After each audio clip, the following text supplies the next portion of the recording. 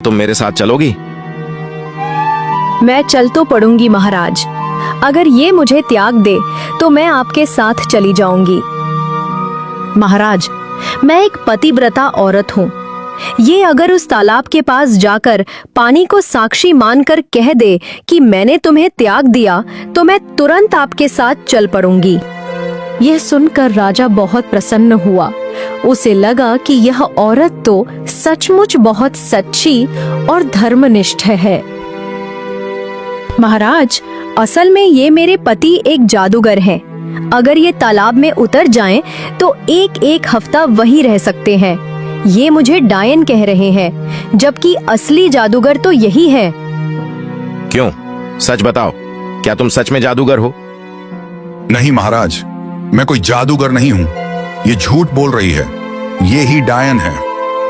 ठीक है, फिर तुम खुद तालाब में उतरकर पानी को साक्षी मानकर कह दो, मैंने इसे त्याग दिया, तभी सच्चाई साफ होगी। इतना कहकर तीनों तालाब की ओर चल पड़े। महाराज, अब इन्हें तालाब में उतरने को कहिए। किसान धीरे धीरे तालाब में उतर गया। जैसे ही वह अंदर गया, नीचे से एक अदृश्य शक्ति ने उसका पैर पकड़ लिया और उसे पानी के नीचे खींच लिया। थोड़ी देर बाद राजा ने कहा, अरे, ये तो बाहर ही नहीं आ रहा। महाराज, मैंने तो कहा था ये जादूगर है। अब ये 10 दिन से पहले बाहर नहीं निकलेगा। चलिए हम महल चलते हैं। इसके बाद डायन राजा के साथ उसके महल में आ गई और रानी बनकर रहने लगी। कहानी यहीं खत्म नहीं होती। असल में यह तो बस एक शुरुआत थी, क्योंकि इस महल की दीवारों के भीतर एक ऐसी दास्तान छिपी है जो 2 जन्मों से चली आ रही है। अब वक्त है कुछ साल पीछे जाने का। एक गांव में एक युवक रहता था जिसका नाम प्रेम था। वह बहुत सुंदर था, इतना सुंदर कि जो भी उसे देखता कुछ पल के लिए ठहर जाता। उसी गांव के पास एक और अत्यंत सुंदर लड़की थी, माया। दोनों एक दूसरे को चाहते थे और कुछ समय बाद उनकी सगाई भी हो गई। सगाई के कुछ दिन बाद एक दिन प्रेम के पास एक साधु बाबा आए। उनकी आंखों में एक अजीब सी चमक थी। बेटा, तुम इस लड़की से शादी मत करो। एक और लड़की है, तुम उसी से विवाह करो। बाबा, हमारी सगाई हो चुकी है। वह मुझे पसंद करती है और मैं भी उसे दिल से चाहता हूँ। मैं तो शादी इसी से करूंगा। बात यह है बेटा कि तुम बस 2 साल के लिए उस दूसरी लड़की से शादी कर लो। 2 साल में सारा मामला अपने आप खत्म हो जाएगा। उसके बाद तुम फिर इस माया से शादी कर लेना। बाबा, मैं किसी और से शादी नहीं करूंगा। ठीक है बेटा, फिर तुम खुद अपने भाग्य का भार उठाना। अब तुम ही तकलीफ में रहोगे। चाहे कुछ भी हो, मैं तो शादी माया से ही करूंगा। और फिर कुछ ही दिनों बाद पूरे गांव के सामने प्रेम और माया का विवाह धूमधाम से हुआ। उन दोनों के बीच बहुत गहरा और सच्चा प्यार था। वे एक दूसरे से अलग रह ही नहीं सकते थे। जब प्रेम खेत में काम करने जाता तो उसके पीछे माया का मन बेचैन हो उठता। वह घर पर एक पल भी चैन से नहीं बैठ पाती थी। अक्सर वह खेत की ओर निकल पड़ती और प्रेम के पास जाकर खड़ी हो जाती। और जब प्रेम खेत में होता तो शाम को 5 बजे का समय माया के लिए किसी उत्सव जैसा होता। वह दरवाजे पर खड़ी होकर उसका इंतजार करती। अगर 5 बजते बजते प्रेम नहीं लौटता तो उसकी बेचैनी बढ़ जाती। अब तो आ जाना चाहिए। एक दिन प्रेम खेत में काम कर रहा था। माया उसके लिए खाना लेकर आई।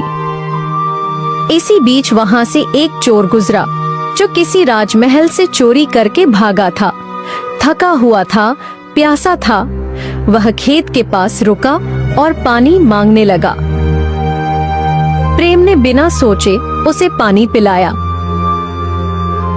माया इस दौरान पास के खेत में सब्जी तोड़ने चली गई। जब प्रेम ने खाना खत्म किया तो वह भी उसके पास चला गया। उधर चोर पेड़ के नीचे बैठकर कुछ देर आराम करने लगा। थकान के कारण उसकी आंख लग गई और वह गहरी नींद में सो गया। तभी अचानक वहां एक नाग आ पहुंचा। वह धीरे धीरे रेंगता हुआ आया और सोए हुए चोर की जेब से एक चमकता हुआ हार निकाला। उस नाग ने वह हार प्रेम की खाने वाली झोली में रख दिया और फुफकारते हुए वहां से ओझल हो गया। कुछ समय बाद माया आई।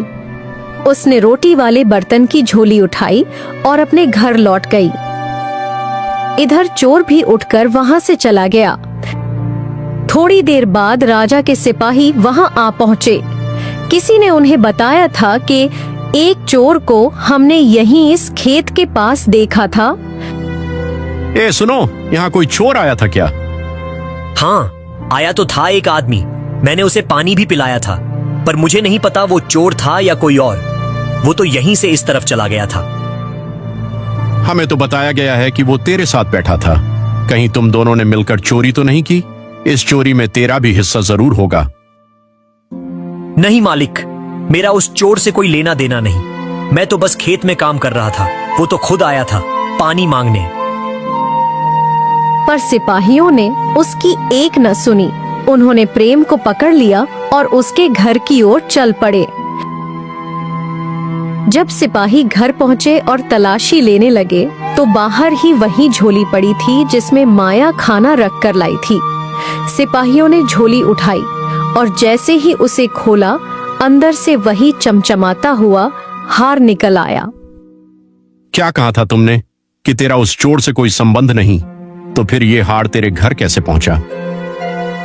प्रेम दंग रह गया। उसने हैरानी से माया की ओर देखा। माया, तुम्हें पता है ये हार यहाँ कैसे आया?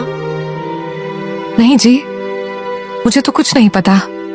ये हार यहाँ कैसे आया, मुझे नहीं मालूम। प्रेम को अपनी पत्नी माया पर शक होने लगा।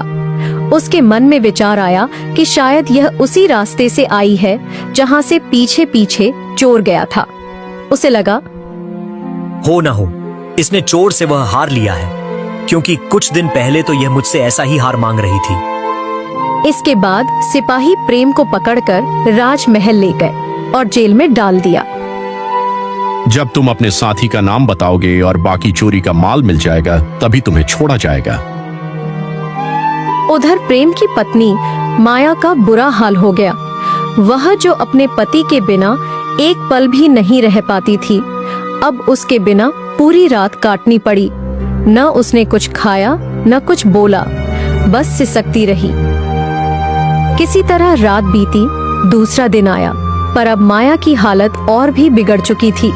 शाम ढलते ढलते उसने अपने प्राण त्याग दिए। वह प्रेम के बिना जी नहीं सकी।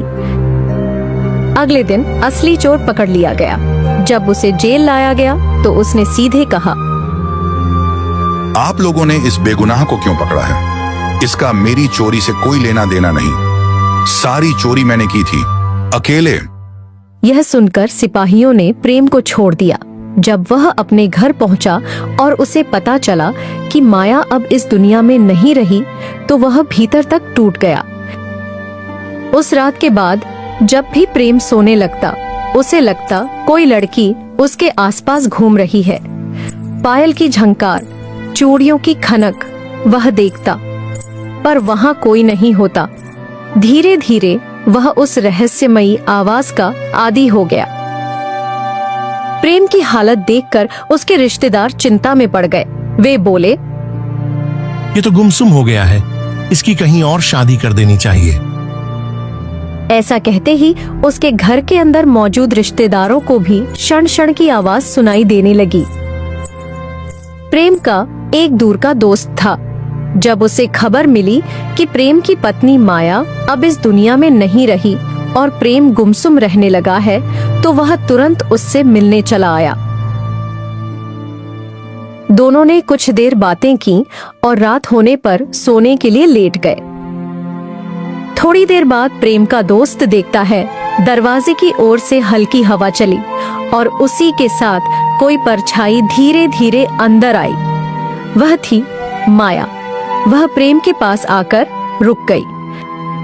जी उठो, मुझसे बात करो ना।